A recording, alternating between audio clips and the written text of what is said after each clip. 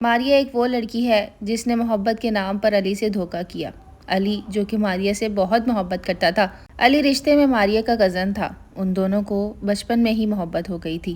وقت گزرنے کے ساتھ ساتھ ان کی محبت پروان چڑھتی رہی۔ رشتہ دار ہونے کی وجہ سے وہ آپس میں ایک دوسرے کے گھر آتے جاتے رہتے تھے۔ زندگی یوں ہی گزرتی رہی اور ان کی دل لگی بھی چلتی رہی۔ علی ماریہ کی پڑھائی میں بھی بہت زیادہ مدد کرتا تھا۔ وہ اس کے سوالات کو حل کرتا کیونکہ وہ دونوں ایک ہی کلاس میں تھے اور پڑھائی کی وجہ سے ایک دوسرے سے ملنے کے لیے بہانے ڈھونڈتے تھے۔ علی ایک بہت ہی شرمیلا لڑکا تھا۔ اسے ماریہ سے بہت شرم آتی تھی اور ماریہ آنکھوں ہی آنکھوں میں علی سے باتیں کرتی تھی جس پہ علی شرما جاتا تھا۔ زندگی بہت تیزی سے گزر رہی تھی۔ جوں بڑے ہو رہے تھے محبت بڑھتی ہی جا رہی تھی، مگر اب کہانی میں ٹوئسٹ آ چکا تھا۔ کہانی میں آگے بڑھنے سے پہلے میری آپ لوگوں سے گزارش ہے کہ یہ کہانیاں بہت محنت سے بنائی جاتی ہیں۔ آپ پلیز چینل کو سبسکرائب ضرور کیجیے گا۔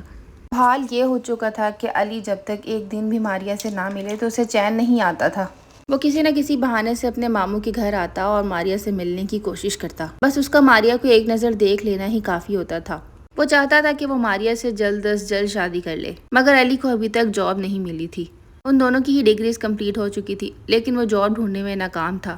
ماریہ بہت پریکٹیکل لڑکی تھی۔ اس نے علی کو صاف کہہ رکھا تھا، علی جب تک تمہیں جاب نہ ملے ہم شادی کا کوئی ذکر نہیں کریں گے۔ کہیں نہ کہیں اس کے دل میں لالچ تھا۔ وہ ایک ایسے امیر آدمی سے شادی کرنا چاہتی تھی جو اسے دنیا کی ہر آسائش دے سکے۔ وقت گزرنے کے ساتھ ساتھ اسے یہ احساس ہو رہا تھا کہ علی اسے وہ سب کچھ نہیں دے سکتا جس کی اسے زندگی میں خواہش ہے۔ اس نے خود بھی محنت کی، مگر جابز ملنا اتنا مشکل تھا کہ اس کی نوکری بس 50,000 تک ہی لگ سکی۔ اس نے ایک ملٹی نیشنل کمپنی میں جاب شروع کر دی۔ اب وہ علی سے دور ہو رہی تھی، مگر علی چاہتا تھا کہ اسے لے کے آنے اور جانے کا کام وہی کرے۔ وہ اکثر اس کے آفس کے باہر آ کے کھڑا ہو جاتا کہ اسے ساتھ لے کر جائے گا، مگر اسے علی کے ساتھ بائک پہ بیٹھنے میں بہت شرم آتی تھی۔ وہ علی کو کہتی تھی کہ میں اتنی بڑی ملٹی نیشنل کمپنی میں جاب کرتی ہوں، بائک پہ جانا مجھے زیب نہیں دیتا، تم پلیز مجھے مت لینے آیا کرو۔ علی نے جب یہ بات سنی تو اس کا دل ٹوٹ کے رہ گیا، مگر وہ ماریہ سے بہت محبت کرتا تھا اور اس کی ہر بات مانتا تھا، اسی لیے اس نے نہ آنے کا فیصلہ کیا۔ مگر جب بھی ماریہ کی چھٹی ہوتی تھی تو وہ اسے ہر روز کال کرتا تھا کہ آج وہ کیا اسے لینے آ سکتا ہے، مگر ماریہ ہمیشہ ہی انکار کر دیتی۔ آہستہ آہستہ ماریہ کا دل بہت خراب ہو رہا تھا علی سے۔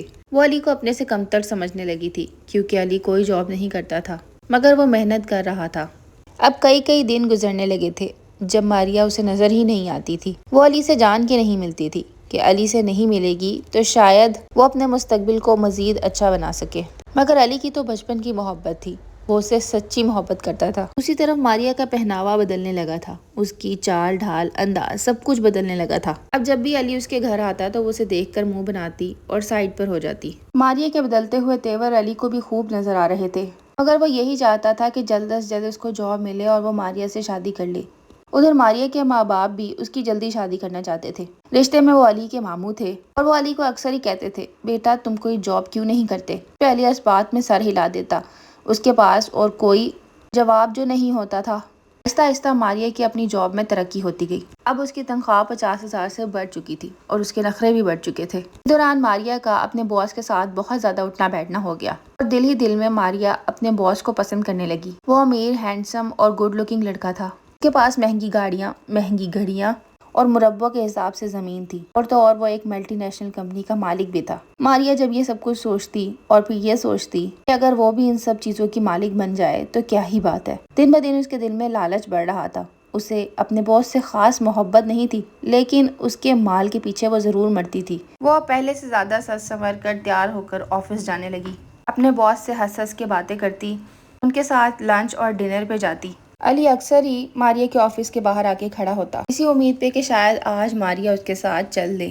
ایک دن اسے دیکھا کہ ماریہ اپنے باس کے ساتھ گاڑی میں کہیں جا رہی ہے۔ علی کو یہ سب کچھ دیکھ کر بہت غصہ آیا اور وہ شرمندہ بھی ہوا۔ اس نے سوچا کہ جب ماریہ واپس آئے گی تو وہ اس سے ضرور پوچھے گا کہ وہ اپنے باس کے ساتھ اس طرح کیوں پھر رہی ہے۔ ماریہ جس کی چال ڈھال اور انداز بہت بدل چکے تھے اور اب وہ علی کو کسی کھاتے میں بھی نہیں لیتی تھی، بھلا اس نے علی کی باتوں کا کہاں جواب دینا تھا۔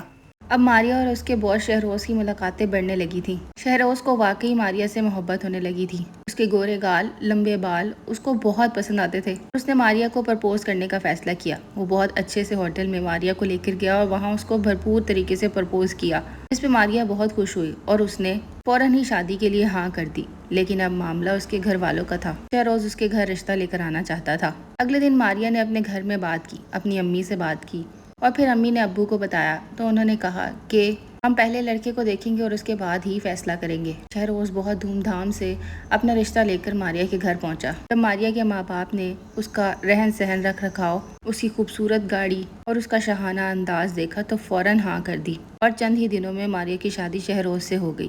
علی نے درمیان میں بہت بغاوت کرنے کی کوشش کی، مگر کسی نے بھی اس کی بات نہیں سنی۔ زندگی کے سفر میں اب علی بالکل اکیلا رہ چکا تھا، لیکن اس نے بہت محنت کی۔ اس نے دن رات محنت کر کے اپنا بہت بڑا کاروبار کھڑا کر لیا، اور اس نے ماریا کے اس رویے سے یہی سیکھا تھا کہ زندگی میں امیر مرد ہی کامیاب ہے۔ ماریا کی شادی کو 2 سال گزر چکے تھے۔ شہروز پہلے تو اس کے ساتھ بہت اچھا رہتا تھا، لیکن امیر زیادہ ہونے کی وجہ سے وہ ڈیفرنٹ پارٹیز میں آتا جاتا، کیونکہ وہ ایک عیاش قسم کا آدمی تھا۔ گھر میں عورتوں کا بھی آنا جانا تھا۔ ماریا اپنے کیے پہ بہت پچھتا رہی تھی۔ اسے اندازہ بھی نہیں تھا کہ اس کی زندگی اس طرح سے بدل جائے گی۔ اب وہ اکثر ہی علی کو یاد کرتی تھی اور بہت روتی تھی۔ شہروز اسے تقریباً چھوڑ چکا تھا، اب وہ ماریا کی طرف دیکھتا بھی نہیں تھا۔ ماریا اپنی بڑی سی کوٹھی میں اکیلی رہتی تھی۔ شہروز کئی مہینے گھر سے باہر رہتا اور پلٹ کر ماریا کی خبر تک نہیں لیتا تھا، اور اس نے منع کیا ہوا تھا کہ تمہارے ماں باپ یہاں نہ آئیں، ورنہ وہ ماریا کو بھی انہی کے ساتھ ہی بھیج دے گا۔ اس لیے ماریا کا اپنے ماں باپ سے بھی کوئی ملنا جلنا نہیں تھا۔ ایک دن ماریا بہت اکیلا فیل کر رہی تھی، اور اسی لیے وہ گھر سے باہر نکل گئی۔ اس نے کہا شاید وہ گھر سے باہر جائے تو تھوڑا بہل جائے اس کا دل۔ ابھی راستے میں چل ہی رہی تھی تو اس کی ایک گاڑی سے ٹکر ہوئی، اور وہ گاڑی اور کسی کی نہیں، علی کی تھی۔ علی جس سے بے وفائی کی گئی تھی۔ ماریا کو اپنے کیے پہ بہت پچھتاوا تھا، مگر علی کے دل میں ابھی بھی اس کے لیے محبت ضرور تھی۔ علی فوراً گاڑی سے اترا اور اس نے ماریا کو تھام لیا۔ علی نے ماریا سے پوچھا کیا تم ٹھیک ہو ماریا؟ ماریا اس ٹائم پہ بہت زیادہ گھبرائی ہوئی تھی اور ڈری ہوئی تھی۔ علی نے جلدی سے ماریا کو اپنی گاڑی میں بٹھایا اور اسے اپنے ساتھ لے گیا۔ اس نے کہا کہ میں تمہیں ڈاکٹر کے پاس لے چلتا ہوں، جس پہ ماریا نے صاف انکار کر دیا۔ اس نے کہا کہ میں ٹھیک ہوں۔ اس کے بعد ماریا پھوٹ پھوٹ کے رونے لگی اور علی سے معافی مانگنے لگی، جس پر علی نے اسے تسلی دی اور کہا تمہیں معافی مانگنے کی ضرورت نہیں ہے ماریا، دیکھو غلطی ہر انسان سے ہوتی ہے، میں نے تمہیں معاف کر دیا تھا اسی دن۔ آج میں اپنی زندگی میں بہت آگے بڑھ چکا ہوں۔ اس کے بعد ماریا نے علی کو ساری حقیقت بتائی کہ کس طرح شہروز مہینوں گھر سے باہر رہتا ہے اور پلٹ کر ماریا کی خبر بھی نہیں لیتا۔ اس پر علی نے اسے تسلی دی اور کہا ماریا، میں آج بھی تمہارے انتظار میں ہوں۔ میں نے کبھی بھی تم سے بے وفائی نہیں کی اور نہ ہی جھوٹی محبت کی تھی، میری محبت تو سچی تھی۔ آج دیکھو میرے پاس گھر، گاڑی، پیسہ سب کچھ ہے، لیکن پھر بھی تم نہیں ہو۔ جس پہ ماریا بہت شرمندہ ہوئی اور پھر دوبارہ وہ رونے لگی، کیونکہ آج اس کے پاس بھی سب کچھ تھا، لیکن وہ پیار نہیں تھا جو اس نے کبھی علی کے ساتھ کیا تھا۔ آج وہ دونوں ہی ایک دوسرے کے اتنے قریب ہو کر بہت خوش تھے۔ پھر انہوں نے ساتھ میں اچھا سا ڈنر کیا، اور ماریا نے کہا کہ میں شہروز سے طلاق لے لوں گی۔ جب تک میں طلاق نہیں لیتی تب تک مجھے اس کے گھر میں رہنا پڑے گا، اس کے بعد میں تم سے شادی کروں گی۔ علی ایک کشمکش میں پڑ گیا، اسے سمجھ نہیں آ رہا تھا کہ اب وہ ماریا کو کیا جواب دے۔ ماریا جو اپنا پورا مائنڈ بنائی بیٹھی تھی کہ اب وہ علی سے ہی شادی کرے گی اور شہروز سے وہ خلا لے لے گی۔